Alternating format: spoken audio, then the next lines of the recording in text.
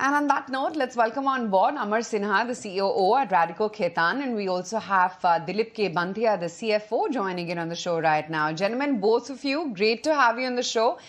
Amar, if I could start off the discussion with you, the hottest topic in town right now, GST, and we understand that alcohol is not under the purview of GST in the current framework. But if India were to completely restructure the existing GST framework, do you see the possibility of Alco-Bev being included under the GST framework? And in that case, what happens? Because being a sin product, will it be taxed as the highest GST tax rate, that of 40%? So thanks, Aisha, for having us on the channel. Alcohol is not in the GST and it is a state domain, state subject.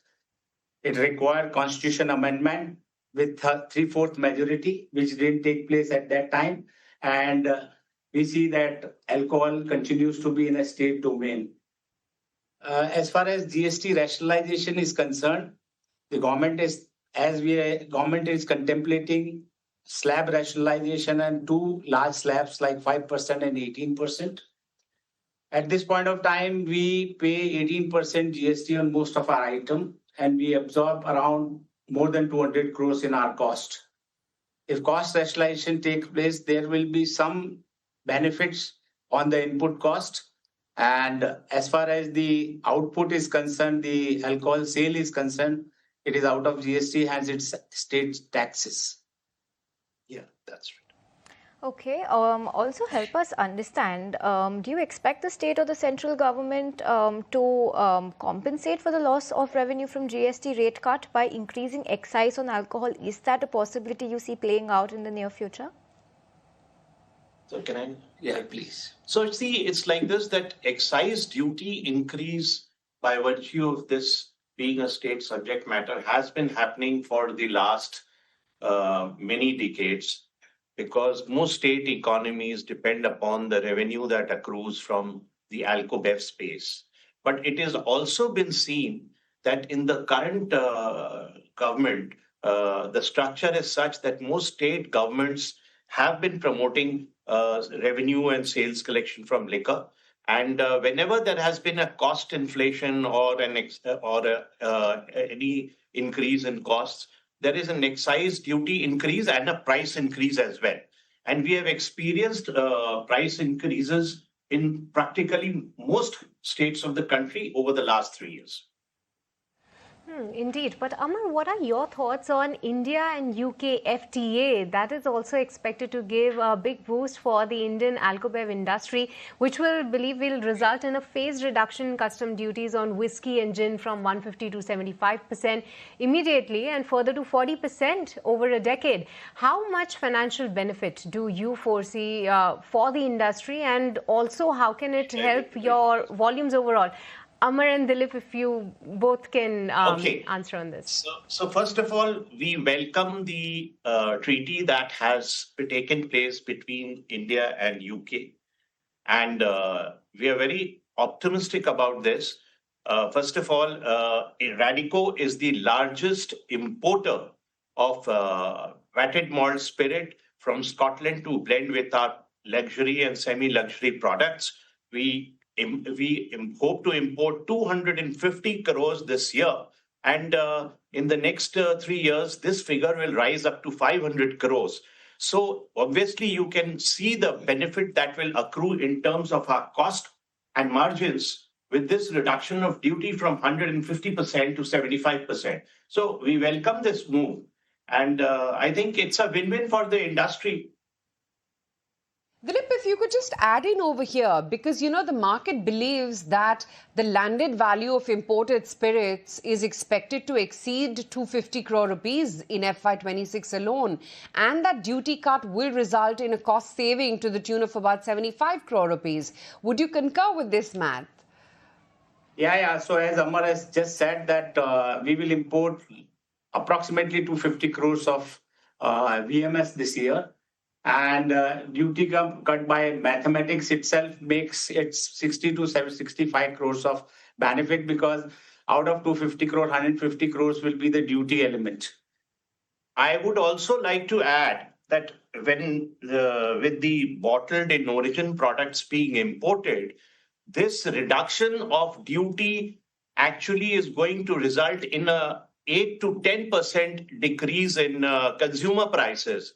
So I think most companies will like to retain this margin rather than cut on the price, because it dilutes the brand equity if you reduce price of premium brands or luxury products. And Amar, if you could weigh in on your volume growth going ahead as well, because the company has consistently reported solid volume growth by scaling up to the 20 M cases in FY15 to 31 million, pardon me, in FY25. Will this double-digit volume growth sustain for the next decade? What could be the key drivers for this? So, as far as we are concerned, see, the premiumization journey was started in the year 2016 with the launch of Rampur Indian Single Malt. And after that, the journey has continued. We've never looked back. We've been registering strong double-digit growth in most of our semi-luxury and luxury products. The fact is that the Indian market is buoyant at the luxury end of the segment. The growth is a strong double-digit. We are keeping up with the growth. Most of the products that we've launched in the semi-luxury and luxury segments are doing exceedingly well. The consumers have accepted our products. I think in India, brands like Royal Ranthambore are growing at 90% plus. Rampur Indian Single Malt is one among the top 5 Indian single malts across the globe. It has great traction. Jaisalmer Indian Craft Gin that we launched a couple of years back, it has a market share of 50% plus in the luxury gin segment. We've just launched in Q1 of FY26 the Spirit of Kashmir, which is first luxury vodka from India for the world. And it's unique in terms of blend, taste, packaging, look and feel. And we have aspirations of making it global. I think this is a big brand for the future. We've also launched Morpheus Premium Whiskey, which has been very well accepted at the initial stage. This was a segment where Radico was not present in the super premium whiskey category, waiting for long to launch this. And here also we've received great response. It's the largest profit pool contributor to the IMFL segment, and we hope to make this big. So if you really look at it, the journey doesn't stop here. And there are many more products on the drawing board of Radico.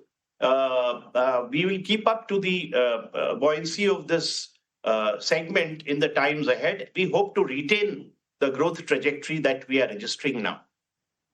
And as far as your question regarding the volume growth, I think we will keep up the momentum. For the 26 outlook is that we will have 20% growth on our overall volume, and the P&A will grow much faster than that, and value growth more than 25% plus. Well, indeed, we have seen some of your products doing very well in the markets as well. But Amar, if you can also help us understand that what are some of the new launches that you are planning to do in your premium category? Because you just touched upon that how some of your recent additions into the portfolio have done so well for yourselves, and we have been reading about some of the awards that they have been receiving. But in terms of the growth ahead, what sort of an addition do you plan to make? So, it's very important for our consumers and shareholders to understand that, the strategy of Radico in the last 3 decades has been to first achieve leadership positions in brandy, vodka, and gin segment, as well as rum, because rum is the largest segment in the defense sector, and there also we've got a 30% market share. In the other categories, we've become leaders with Magic Moments having a market share of 60%, Morpheus brandy, super premium brandy having a market share of 60% plus. Then vodka, we just talked about 60% plus. So gin is 50% plus in the luxury segment. So we've achieved leadership positions in other categories, and it's now time for whiskies. Rampur has received accolades all over the world. And Royal Ranthambore recently launched, is considered to be India's finest blended whiskey. There is a beautiful product on the drawing board, and it is a single malt whiskey, which we hope to launch by the end of FY26 as well. Right, interesting. Just a couple of quick questions, Amar, and I wanted to talk about the raw material pricing, because despite strong volume growth over the last few years, there's been higher inflation in both glass as well as ENA, which has impacted your margins previously. But now that both glass and ENA prices have begun to ease, do you expect margins to break past that 15% mark in the next few quarters? Yeah, so Aisha, we have seen very high inflation, hyperinflation for last 3.5 years. Every commodity has gone up, right? From the glass prices, the grain prices, the fuel prices, and all that. So we, from last 2 quarters, see a benign scenario, a proactive policy of the government supporting the ethanol blending program by allocating certain rice from their quota to support, so that the impact on the market in the prices were softening. And I think the declining trend is continuing. We have seen 7 to 10% decline in the broken rice and maize prices. We see this because government has also given directions for the next year ethanol policy, some allocations. Hence, we see that the prices of grain will be on benign situation. As far as glass is concerned, that is also on a benign base. We see these prices to stay here. So the tailwind of the raw material as well as the glass is being reflected, and from Q3 onward, some more tailwind of this will be reflected in our margin. So we are well insulated against any possible cost inflation now, because you see the growth journey is towards premiumization, and about 5 to 8% cost inflation really does not affect us so much, because most of our brands are now targeted at the luxury end of the Alco-Bev space. So it's great times for our consumers, shareholders, trade channel partners, and we hope to make India proud. Amar, Dilip, sounding good. On that note, we'll let you go on that. Thanks once again for your time. Good speaking with you today. Thank you very much. Thanks a lot. Okay, time now to shift focus from Alco-Bev. Let's now talk about the wires and